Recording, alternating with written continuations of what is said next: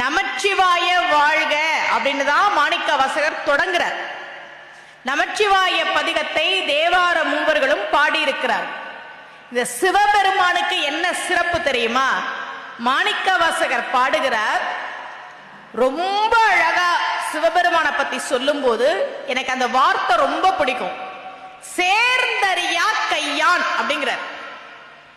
சிவபெருமானை பத்தி மாணிக்க வாசகர் எவ்வளவோ பாடியிருக்கிறார். அவருக்கு என்ன சிறப்புன்னா, அவர் பாட பாட திருவாசகத்தை சிவபெருமான் படியெடுத்தார். படியெடுக்கும் போது மாணிக்க வாசகர் உட்கார்ந்து இருந்தாராம், சிவபெருமான் நின்னுகிட்டு இருந்தாராம். உட்கார்ந்து சொன்னார் மாணிக்க வாசகர், நின்னுகிட்டு எழுதினார் சிவபெருமான். திருவடி கீழ் இருந்து, கீழே உட்கார்ந்து பாடுறார், நின்னுகிட்டு சிவபெருமான் படி எடுத்தார். சரி, ஏன் படி எடுத்தார்? எதுக்காக திருவாசகத்தை படி எடுத்தார்?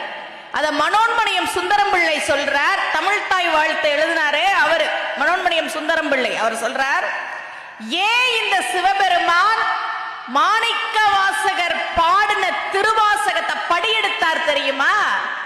ஊழிக்காலம்னு ஒண்ணு வரும். இந்த உலகத்துல எல்லாத்தையும் அழிச்சிட்டு தனியா ஏகாந்தமா சிவபெருமான் உட்கார்ந்து இருப்பாரு. எதுவுமே இருக்காது, எதுவுமே இருக்காது. தனியா உட்கார்ந்து இருக்கிற சிவபெருமான் தனக்கு துணையா இருக்கட்டும்னு திருவாசகத்தை படி எடுத்தாராம். கடை ஊழி வரும் காலத்தின் தனிமை கழிக்கான்றோ அம்பலத்தின் உடையான் உன் வாசகத்தின் ஒரு பிரதி கருதினது என்ன? சிவபெருமானே தனக்கு துணையாக இருக்க வேண்டும் என்று படி எடுத்தது திருவாசகத்தை.